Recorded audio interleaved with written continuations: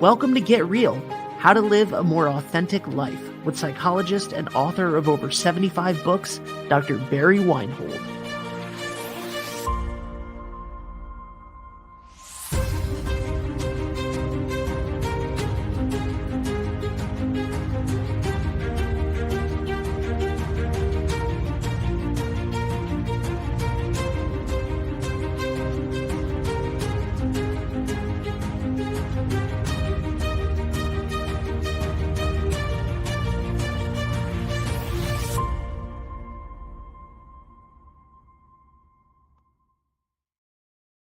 Hello, everybody, and welcome back to Get Real, How to Live a More Authentic Life with Dr. Barry Weinhold.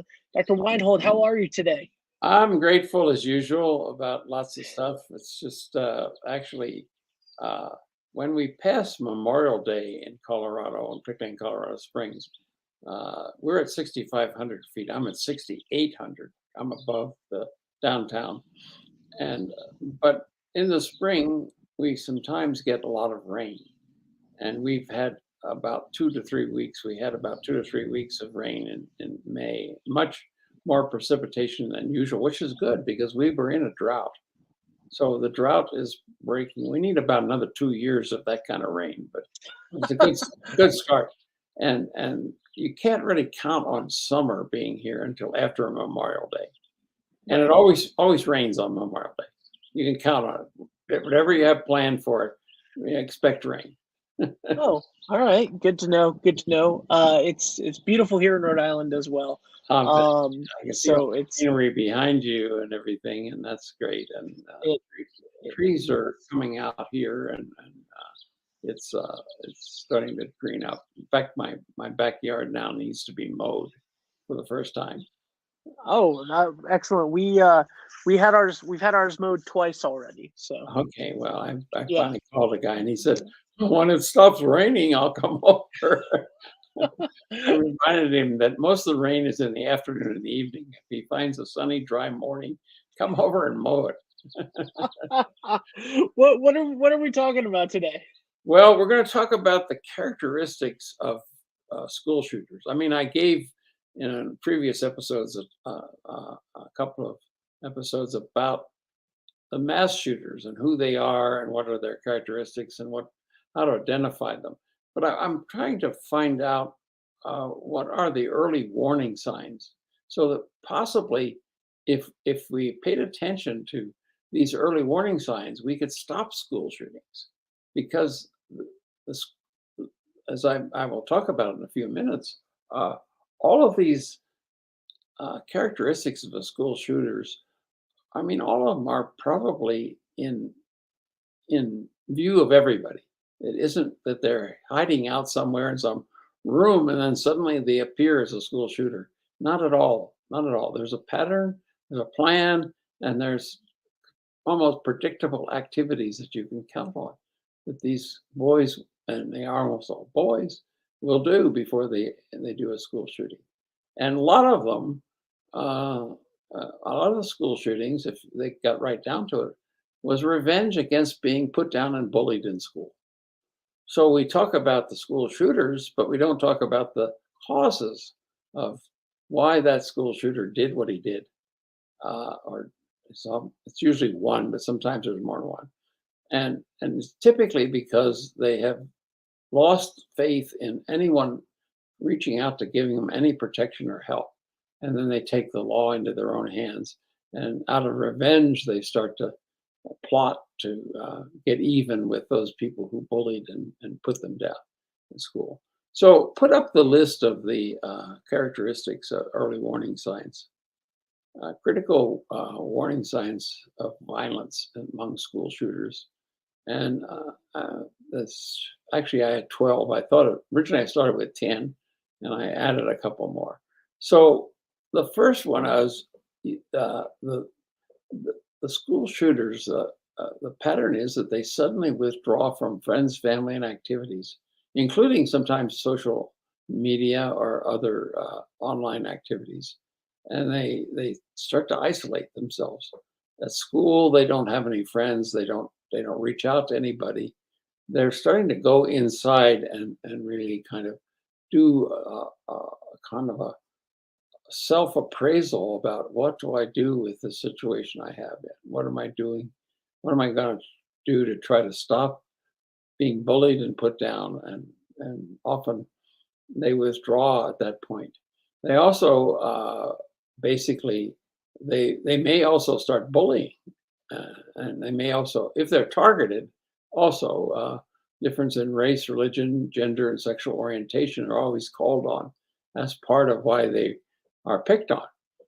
And I had one boy in middle school who was being picked on because he came to school because he went to another school and they had everybody dressed with a coat and tie. So he came with a coat and tie, and they made fun of him and put him down and bullying him unmercifully. And the school became that was one of the schools that had adopted the Kind and Safe School initiative. So what they did was they got the team together that had designed the program, and mostly at middle school, it's about half students and half faculty. Elementary school, it's like more faculty than students, and then high school, mostly the programs are run by the students with faculty advisor helping out. So this team got together and they said, "What can we do about this? How can we protect this boy?" They came up with an absolutely brilliant idea. They decided the next Friday, everybody in the school was going to dress exactly like him. I thought it was a very creative way to deal with the problem. So if they were going to bully him, they had to bully everybody. And so it turned out to really raise the awareness of what they were doing. Noticing the school was responding, and the boy felt more safe and more protected as a result. And they some of the bullying and put down stopped. The third thing is that they start to get very irritable and lack patience and become angry quickly. They have a quick trigger, and this is indication of some post-traumatic stress symptoms, as well as just sort of giving up on being able to handle their life situation in any other way. And so they become much more negative themselves. They're much more irritable, much more angry. And then number four, they start to experience chronic loneliness or social isolation. A little bit of started in one, but now by four, it's pretty intense and obvious to everybody that this person is going through something that nobody's really knows what it is, but it clearly is something that is causing them to feel very isolated and alone. And so when you find a kid in school who has those symptoms, that kid could be a potential school shooter. And then they start expressing persistent doubts of harming themselves or someone else. And so this is where they start to reach out to some of people in the school, and they start to express some of their anger towards them. And they don't do any actions except to show the anger. And then number six, when it starts to get a little bit more severe, they start to make direct threats toward a place, another person, or themselves, threats of violence. And this is very common among school shooters. And then number seven, they actually start bragging about having access to guns or weapons. And many of the school shootings that I've studied, a lot of their friends knew that they had guns and they were upset about what was happening at school, and they did nothing to stop them. And then they also, at this stage, number eight, is they begin to try to recruit accomplices, or they begin to select audiences for an attack. They start to take notes on, and many of them will develop like a map of the building and where everybody is at certain times, and begin to plot an attack, and then they develop this plan that they have to basically uh, carry out some kind of act of violence against the school. And what sets them off at the very end is not clear. I mean, there often is some kind of last straw, so to speak, that says, okay, I've got to do something today. I've got to go to the school and shoot up people. And so it's a desperate attempt. I think it's a desperate cry for help. And unfortunately, all the other cries for help before that went unheeded. And therefore, they have to just take this situation under their own uh, control and begin to take action. They also people with this kind of pattern often exhibit cruelty towards animals earlier on, and that is a signal, an early warning signal that this person is has anger issues and they're going to act them out against innocent and often perceived to be weaker people. Than they feel strong when they have their weapons, and they have stronger than the people who they once saw as being the leaders of their the bullying and the put downs in their school. There's also evidence in a lot of school shooters that they had an insecure bonding and attachment history. What that means is that their attachment and bonding with their mother was not secure. Now, we know from research that only about 41% of infants leave infancy with a secure bonding. So there's almost 60% of adults or even teenagers who didn't get that secure bonding. And that seems to, at times, in certain ways in which that is carried out, that lack of secure bonding. Some people are very angry at other people because they feel abandoned or they feel their needs were never paid attention to. And the biggest, well, actually, I tell my clients that when you're angry, it means that there's something you're wanting and needing that you don't have. So I tell them, think about what it is that you want or need and see if you can use the energy or the anger to get that. And that's a creative way, an effective way to deal with any of that anger. But most people don't do that, and in their attachment history, they have either. And I have clients who come to me. In fact, 80% of my clients have an insecure bonding and attachment history, and so it's pretty prevalent among people who seek therapy.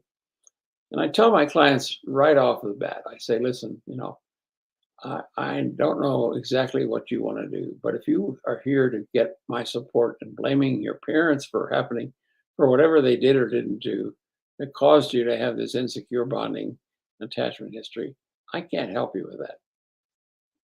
I can only help you if you decide that you want to change it and you want to grow up, because that's the other option. You either blame your parents or you grow up.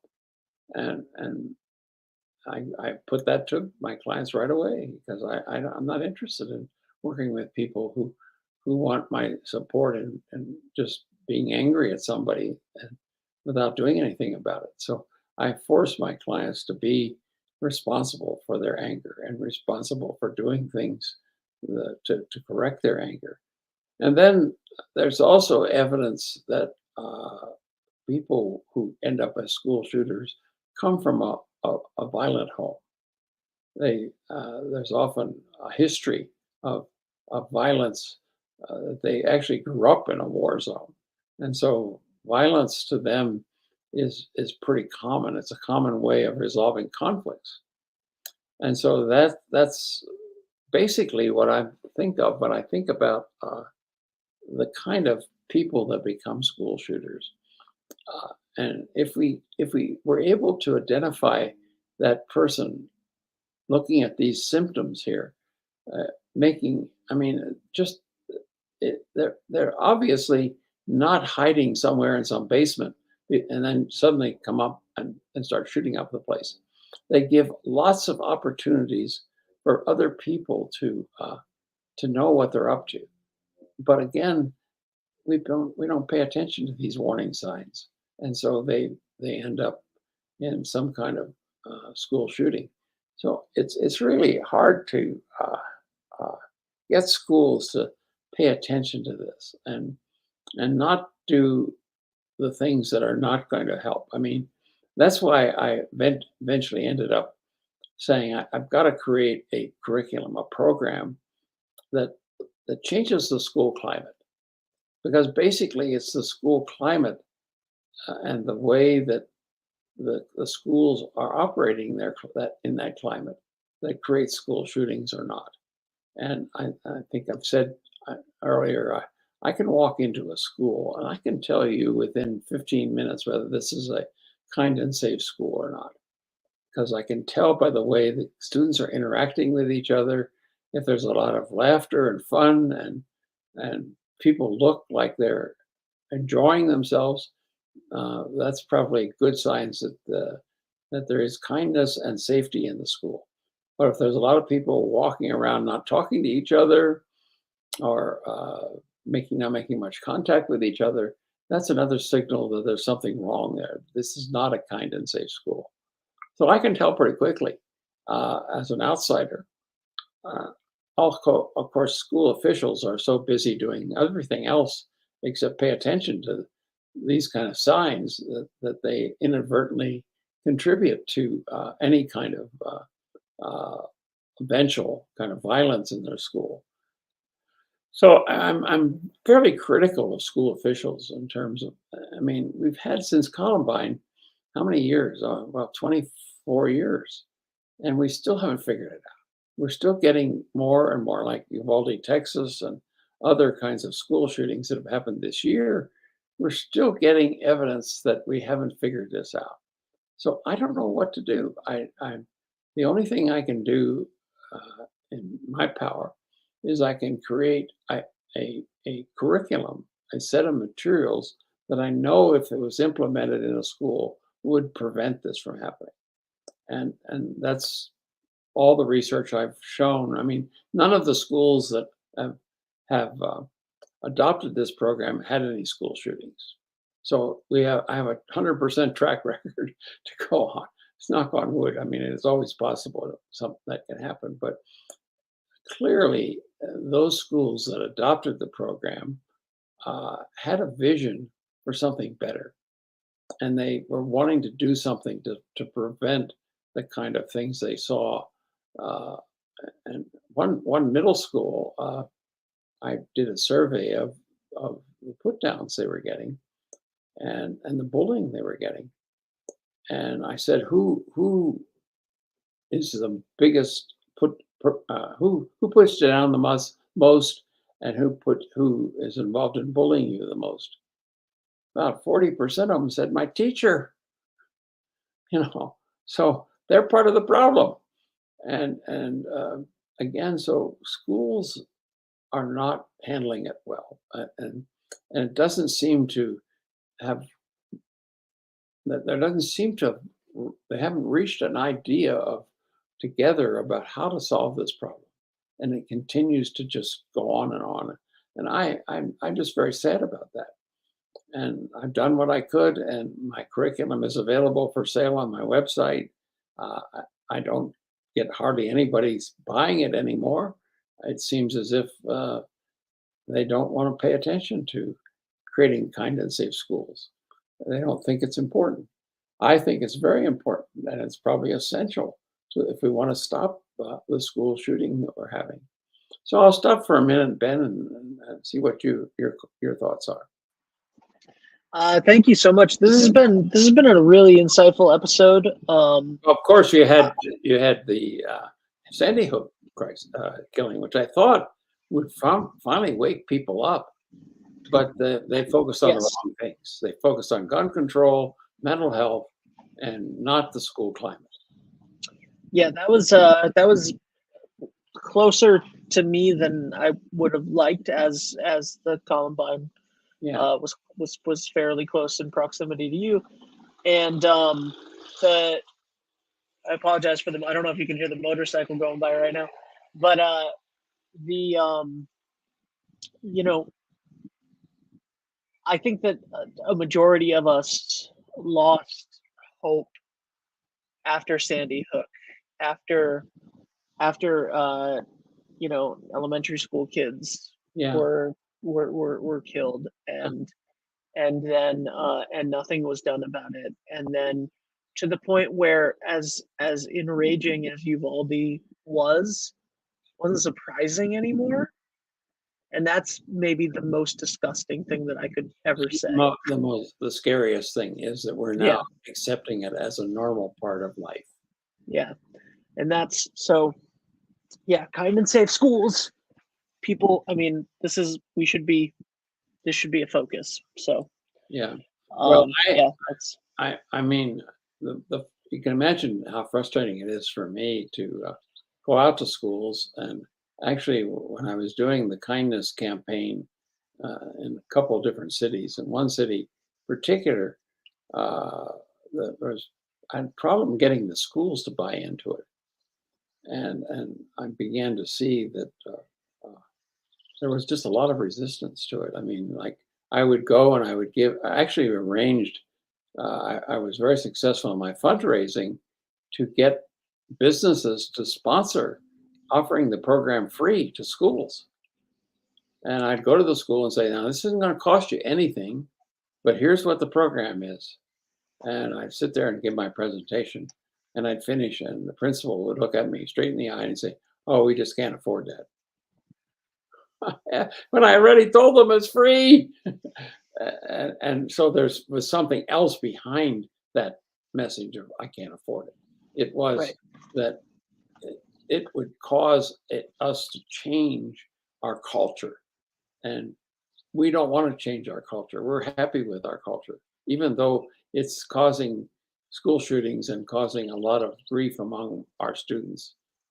Uh, and I would go home at night and talk to my wife about it, and I would just be so sad that I mean, and other ones would say like, well, is it on the test?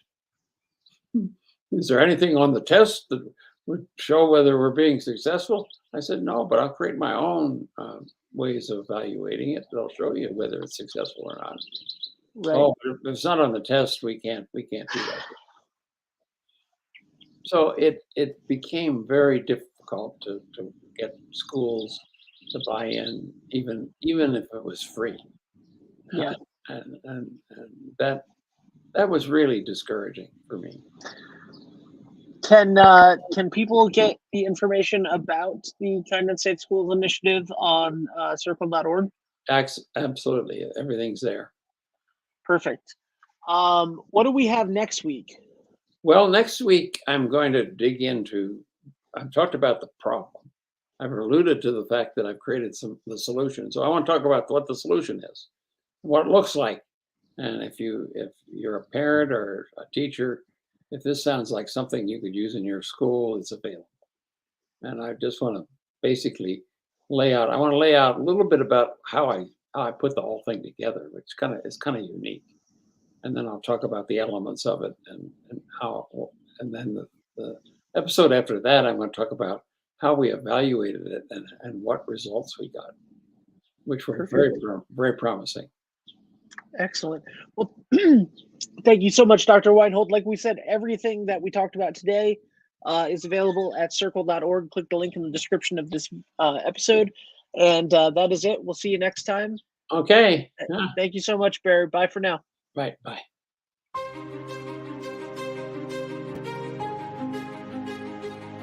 For more information, please visit the Colorado Institute for Conflict Resolution and Creative Leadership at CICRCL.org or click the link in the show notes.